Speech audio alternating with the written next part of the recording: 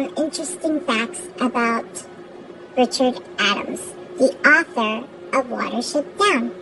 Richard Adams was born in Newbury, Berkshire, England, the United Kingdom, on May 9, 1920. He died December 24th, 2016. In this next section, we are going to go over some of the backstory to Watership Down by Richard Adams. This will be narrated by Peter Capaldi from Audiobooks. Once upon a time, there were two rabbits called Hazel and Fiver. For some of the animals in the story, I took characteristics and features from real people I had met over the years, so that each rabbit had a distinct individual personality. As for Kahar, the seagull, he was based on a Norwegian resistance fighter whom I had met during the war. Fiver was derived from Cassandra, the Trojan prophetess, who was cursed by the god Apollo always to tell the truth and never to be believed. To Hazel I gave the qualities of an officer under whom I had served. He had the natural power of leadership. He was not only brave, but modest and retiring, yet with excellent judgment. Bigwig was based upon another officer I knew, a tremendous fighter who was at his best when he had been told exactly what he had to do. Fascinating of all is the background story on the location. Watership Down is a real place, like all the places in the book. It lies in North Hampshire, about 6 miles southwest of Newbury and 2 miles west of Kingsclear. When I was a little boy, I often walked on the downs with my father, who used to point out the birds and wildflowers, and thus began my lifelong love of natural history. The downs form a singular feature of southern England. Geologically, they are chalk and have several birds and wildflowers peculiar to the chalk country.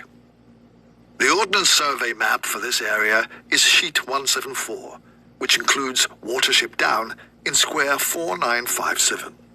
This and sheet 185 cover the whole area of the story. Watership Down is a fantastical tale of adventuring rabbits, intently searching for a new place to call home. A rabbit warren that would be free of the dangers of authoritarianism. The new warren would provide safety from any looming dangers through the means of camaraderie, courage, loyalty and respect for the struggle to survive in a world that can be rather harsh at times. With a strong sense of community, the adventuring rabbits build unbreakable bonds through the gifts of their culture, mythological beliefs, and the spoken folklore of good storytelling. Hazel is a small, dark-furred rabbit with a distinctive black-tipped tail. He is the protagonist of the story and a natural leader. He is brave and resourceful, and he cares deeply for his fellow rabbits. Fiver is Hazel's younger brother and is smaller and more delicate than Hazel. He is also a visionary and has the ability to see things before they happen. He is often anxious and nervous, but his visions have saved the rabbits many times. Bigwig is one of the larger and stronger rabbits in the group, with a thick, brown coat. He is known for his bravery and fierce loyalty to Hazel, and he plays a key role in many of the group's adventures. Despite his size and strength, he is also a thoughtful and intelligent rabbit, and he is respected by all of the members of the group. Dandelion is the storyteller of the adventuring companions. He is very useful when times are tough.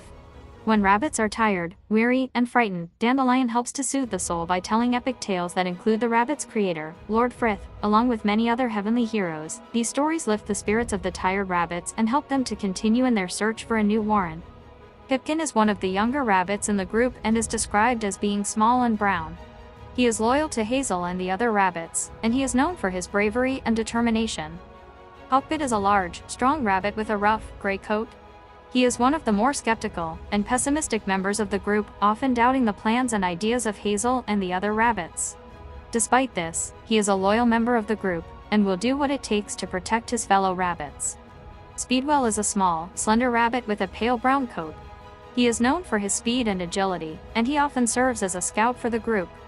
He is also a bit of a worrier, and can be easily frightened, but he is a valuable member of the group nonetheless. The seagull in Watership Down is named Kahar. He is a rough and gruff bird who initially acts as an antagonist to the rabbits, but he eventually becomes a trusted ally and friend. He is known for his blunt and direct manner of speaking, as well as his bravery and resourcefulness. Richard Adams creates exquisite literary imagery in the novel Watership Down. The beginning of chapter 4 is so artistically eloquent. Shared from Audible.com clips, Peter Capaldi narrates. Anyone who's seen the martins and swallows in September, assembling on the telephone wires, twittering, making short flights, singly and in groups, over the open, stubbly fields, returning to form longer and even longer lines above the yellowing verges of the lanes, the hundreds of individual birds merging and blending in a mounting excitement into swarms, and these swarms coming loosely and untidily together to create a great, unorganized flock, thick at the center and ragged at the edges, which breaks and reforms continually like clouds or waves. Lord Frith, the Lord of the Rabbits. These stories of Lord Frith and Ella Rara are passed down. They helped encourage the rabbits when the weariness and danger of the journey would start to take hold. Quoting from Chapter 6 of Watership Down by Richard Adams. Narrated by Peter Capaldi. From Audible.com clips. Long ago, Frith made the world. He made all the stars, too, and the world is one of the stars. He made them by scattering his droppings over the sky, and this is why the grass and the trees grow so thick on the world.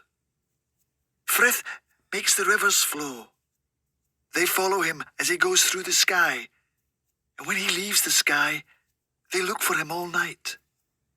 And there was plenty of grass and plenty of flies because the world was new, and Frith shone down bright and warm all day.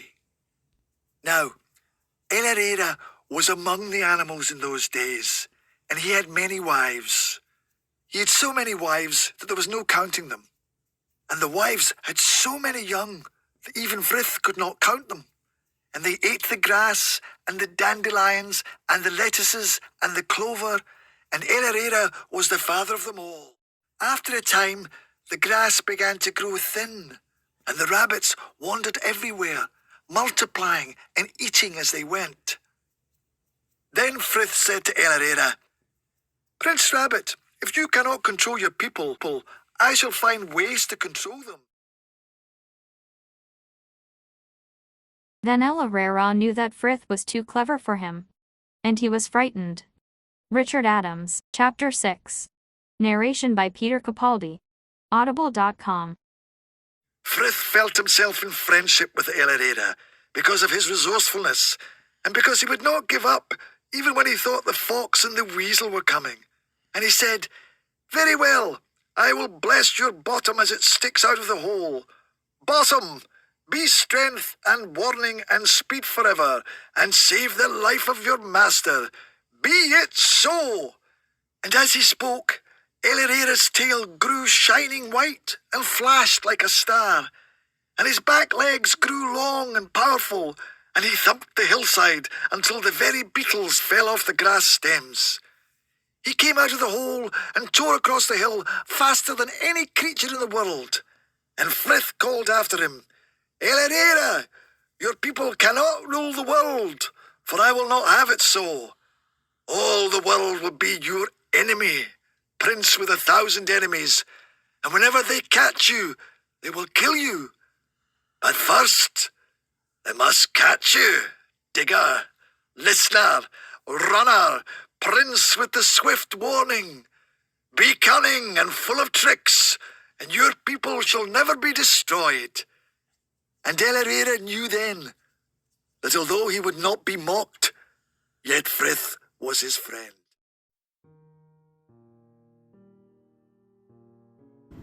What is now proved was once only imagined. William Blake, The Marriage of Heaven and Hell. In Chapter 18 of Watership Down, the rabbits climbed the hills that Fiber knew they must reach. Alas, they finally found a place to call home, high on a plateau, giving the advantage of seeing any danger from miles away.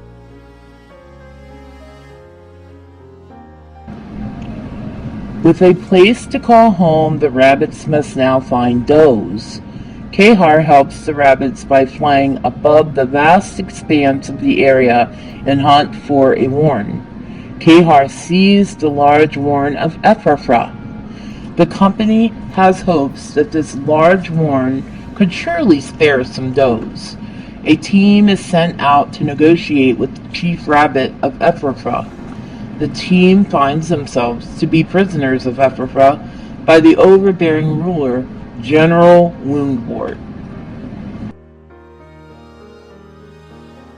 While Holly and Silver were dealing with being captured by a dictator in Ephraphah, Hazel adventured to find some does for the warren as well.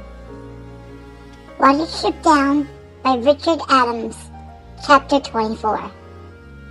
Narrated by Peter Capaldi, Audible.com. A spirit of happy mischief entered into Hazel. He felt as he had on the morning when they crossed the Enborn, and he had set out alone and found the beanfield. He was confident and ready for adventure. But what adventure? Something worth telling to Holly and Silver on their return. Something to, well, not to diminish what they were going to do. No, of course not. But just to show them that their chief rabbit was up to anything that they were up to. The battles the rabbits face continue to strengthen the bonds they share with each other. They fight for a safe warren, trusting their intuitions. They never give up, finding their way through the perils of life. They gain in friendship, loyalty, wisdom, and faith.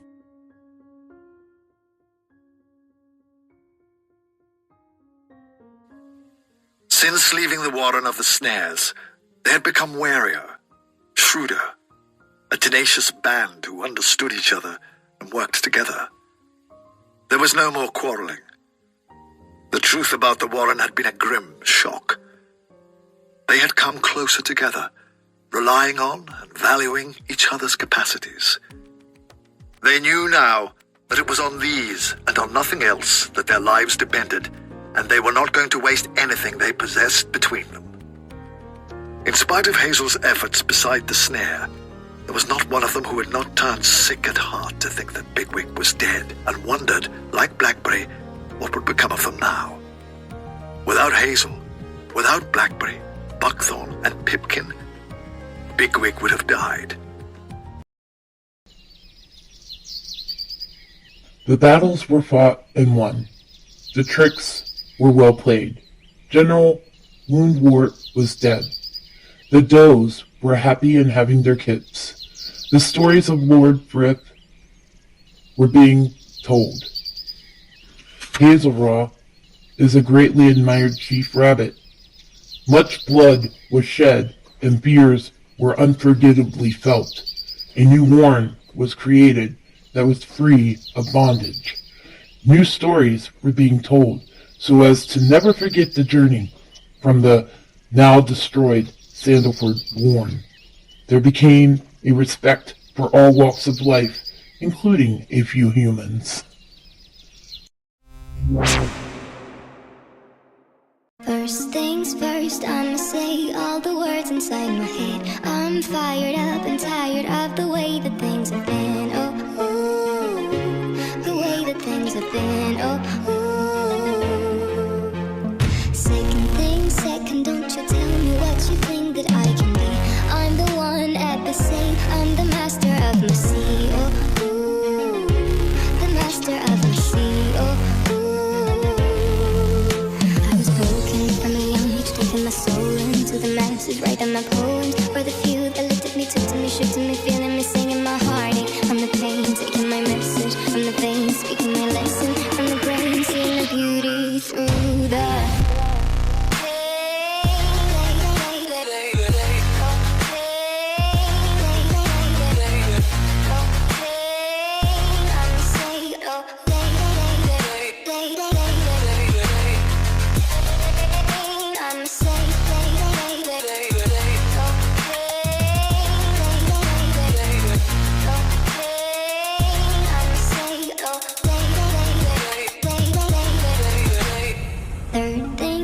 Send a prayer to the ones up above. All the hate that you've heard has turned your spirit to a dove. Oh, ooh, your spirit up above. Oh, ooh. Hey, you made me a believer, believer. Hey, I let the bullets fly, I let them rain. My luck, my love, my godly pain.